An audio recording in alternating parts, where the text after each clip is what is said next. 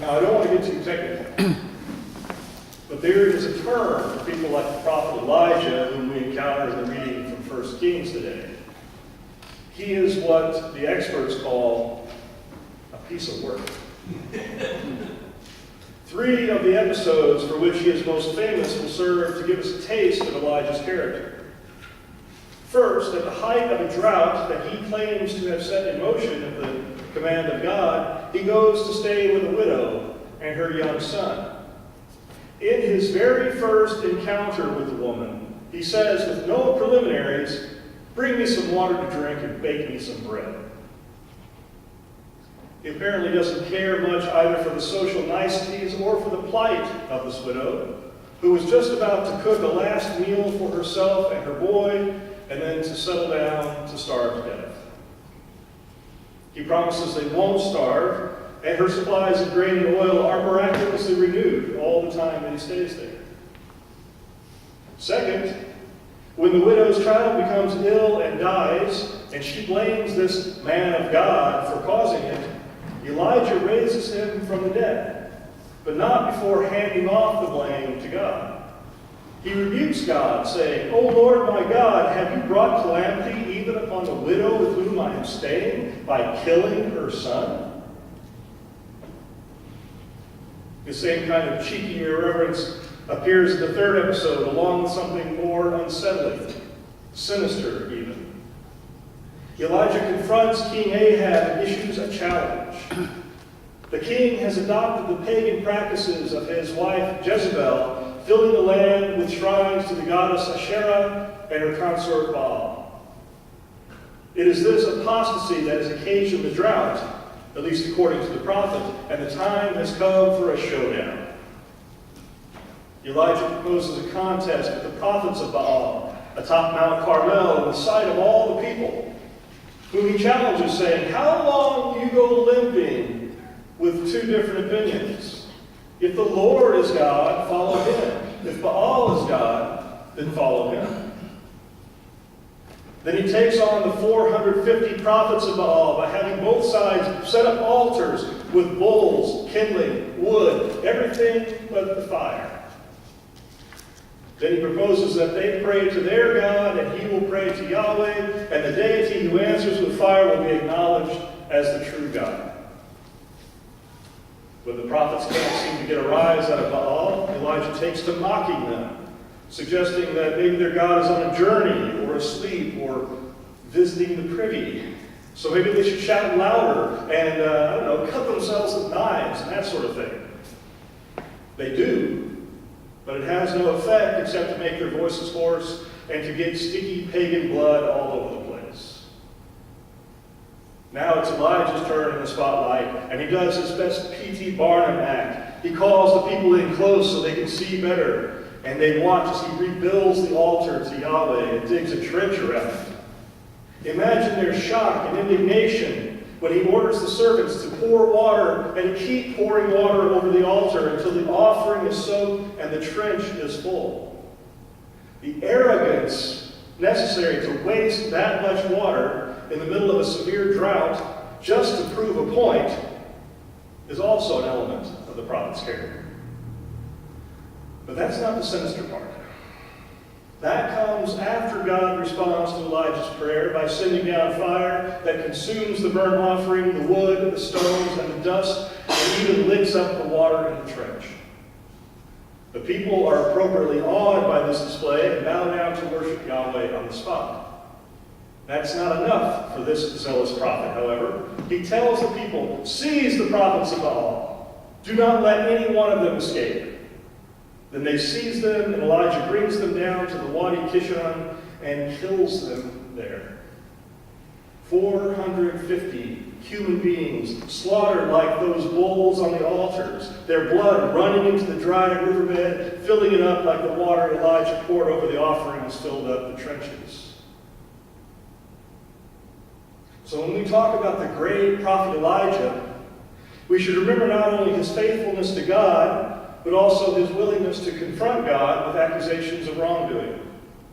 We should remember not only that he raised the child from the dead or ascended to heaven in a fiery chariot, but also that he was a mass murderer. mass executioner, if you like, but at some point the distinction ceases to matter. Well before you get to number 450, I would guess. There's yet another side of Elijah's character that becomes clear in the wake of this slaughter, his cowardice.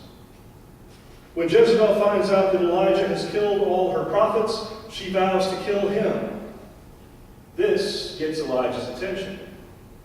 Ahab is a Weasley character who is easily manipulated and has trouble making decisions, but you don't mess around with Jezebel. She means business. The writer of the story says of Elijah, then he was afraid. He got up and fled for his life. It may not be entirely fair to describe this as cowardice. In fact, on the surface, it looks like a pretty prudent plan of action to me. But Elijah is no ordinary yokel. He is a prophet of the living God. He serves a God who is able to shut up the heavens for 3 years, by whose power he can raise the dead, and who can send fire powerful enough to burn even water. Elijah has just presided over a great victory, I guess, in his nation's religious war, and has got the people of Israel back on the side of Yahweh. It should be his moment of triumph, but instead he is consumed by fear and self-pity, so much so that he wants to die.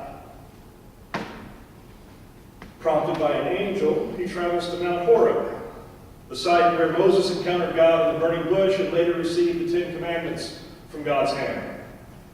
He finds a cave and settles in for the night. And sometime during that night, the word of God comes to him, asking, "What are you doing here, Elijah?" A reasonable question, I think. Elijah's answer is telling. "I have been very zealous for the Lord, the God of hosts, for the Israelites have forsaken your covenant, thrown down your altars, and killed your prophets with the sword.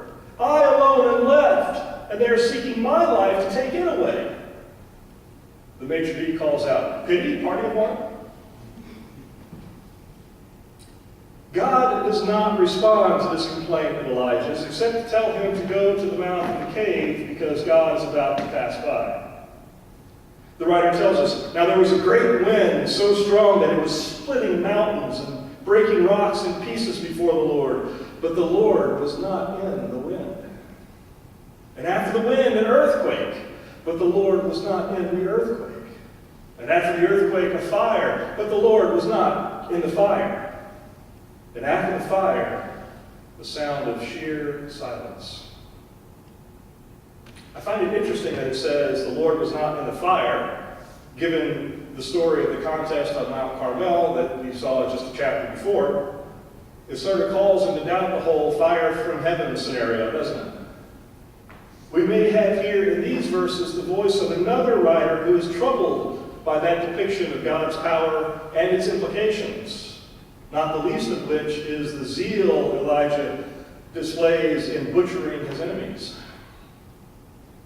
For whatever reason, here in chapter 19, God is not found in wind, earthquake, or fire, but in profound silence.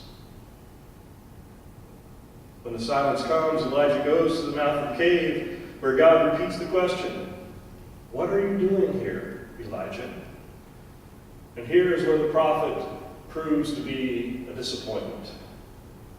Apparently unaffected by the awesome theophany he has just witnessed, he replies in the exact same words as before.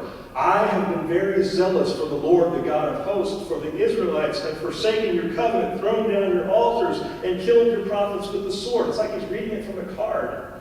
"I alone am left, and they are seeking my life to take it away." God knows that it's all over for Elijah. And the remainder of the passage represents a sort of decommissioning of the prophet. Fear and defeatism have won out over faith. Elijah has developed tunnel vision. Like many of us, when we find ourselves in the throes of disappointment or self-pity or depression, Elijah can't see past his own pain. He whines, "I alone am left," but this is patently untrue. which God gently reminds him, saying, I will leave 7,000 in Israel, all the knees that have not bowed to Baal, and every mouth that has not kissed him. Elijah is demonstrably not the only faithful person left. He's just the only one Elijah currently cares about. His problem, and if you have ever played baseball, you'll know this problem, is he's taken his eye off the ball. He has allowed himself to become distracted and swayed by other concerns, most notably Jezebel's threats, and has forgotten not only who he is, but whose he is. The God who called him to his prophetic vocation and has sustained him, sometimes miraculously, all these years, is here at the mouth of the cave, waiting in the sheer silence. But Elijah has fallen too deep into his own darkness to realize it. When he looks around, he cannot see a path forward. He is paralyzed by his fear. The same thing happens to Peter in our reading from Matthew. He takes his eye off the ball and becomes paralyzed by fear. When his power overpowers trust, when his fear overpowers trust, he puts himself at risk of drowning. The story goes like this. Jesus sends the disciples across the Sea of Galilee in a boat while he stays behind to pray. Well after midnight, while Peter and the others are still straining at the oars, their boat buffeted by the wind and waves, Jesus comes toward them, walking on the sea. They are terrified and think it is a ghost, but he assures them it is he. In the version of the story that appears in Mark and John, he then gets into the boat and the wind immediately dies down. Only in Matthew's version of the story does Peter try to get in on the act. He starts out okay, but when he takes his eyes off Jesus and begins to notice the wind, he becomes terrified and starts to go under. Jesus saves him, offers a mild rebuke, "You of little faith, why did you doubt?" And they both climb into the boat, one of them sopping wet. It all seems pretty straightforward. As the Son of God, Jesus is able to perform feats like this, but Peter fails because he does not possess the same power or the requisite faith. The moral of the story is that you shouldn't write a check with your mouth that your faith can't catch, or something like that. But there may be something much more profound going on here. Notice, first of all, that Matthew never says Jesus walks on the water. Never does. Look. Neither do Mark or John, for that matter. They say he walks on the sea. Now, what difference does that make, you may be asking? A great deal of difference, I answer. Jesus is not a first century David Copperfield performing some kind of illusion for a gullible audience in Las Vegas. This is not magic, and neither is it a miracle per se. He's not doing this to impress or entertain or convert or to stick it to the disciples as though he were saying, "Look here, Son of God," as he speeds past them like a water skier without a rope or skis or a boat. The meaning of this episode is far deeper than that. In the Hebrew scriptures, as in other ancient Mesopotamian mythologies, the sea represents more than just a body of water. It is the abode of monsters and demons, the realm of chaos that God imposed order upon in creation. Genesis 1 says God separates the waters and makes the dry land appear. God sets up a dome called the sky to keep most of the waters of chaos outside, with only part of the waters remaining in the sea. In other words, God tames or subdues the waters, but chaos still holds sway in the sea. Creatures such as Leviathan and Rahab, great sea monsters, rule these waters, and untold spirits and demons frolic in the chaotic depths of the sea. This explains what would otherwise appear as an indecipherable non sequitur in the book of Revelation. John describes a new heaven and earth that God will inaugurate after the final victory over evil, and then adds, "And there was no more sea." Is it any wonder, then, that the disciples are terrified when they see Jesus walking on the sea and think he is a ghost or something worse? When they cry out in fear, he reassures them, saying, "Take heart, it is I. Do not be afraid." The clause translated here as "it is I" is really ego eimi in Greek, which literally means "I am." That's the same thing, you'll remember, that God says when Moses asked for God's name at the burning bush. And that's no accident. In this story of Jesus is walking on the sea, not the water, Matthew is telling us that, like God the Creator, Jesus has power over chaos and evil.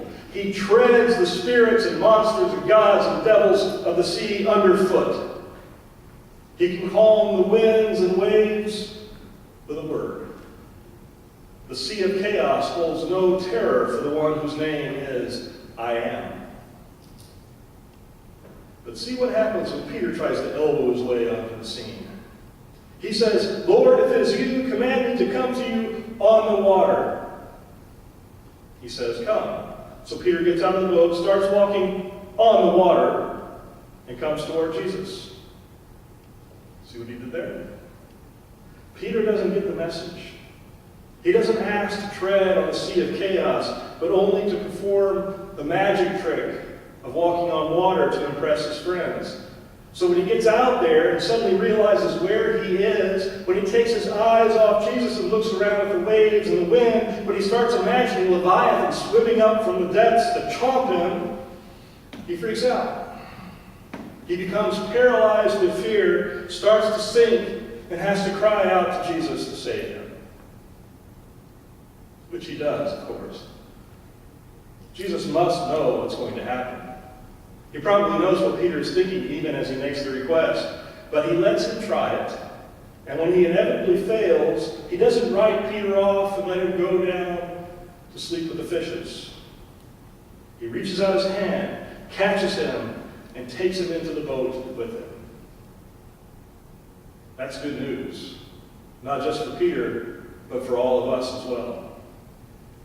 We live in a frightening world. Just this week, we have seen many of the terrors of the nuclear age that we thought we had banished come flooding back as we've watched the tense standoff between Donald Trump and Kim Jong-un.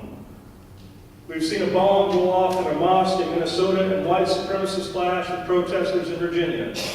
The war rages on in Syria. Tensions between the U.S. and Russia are at Cold War levels. 20 million people remain at risk of starvation in Yemen and Central Africa. And a leaked report tells us that global climate change has already had stark effects, which will only get worse if we continue on our present path of denial and inaction. It is easy in such a world to take our eye off the ball, to look away from Jesus and see the waves and the wind, to forget God's provision and protection and hear only the threats of the Queen, to think that we are the only ones left who care or believe or try to do what's right. When we find ourselves in that predicament, let us stand at the mouth of the cave and hear God whisper, "What are you doing here?" And then let us give a better answer than Elijah does. Let us cry out to Jesus, "Save us!" and then take hold of his hand that is always stretched out to us. Let us not become paralyzed by fear so that we curse the darkness, but rather let us be motivated by faith and hope to light a candle. Let us be ever mindful that no matter how bad things get, we are always held in the strong arms of a loving God.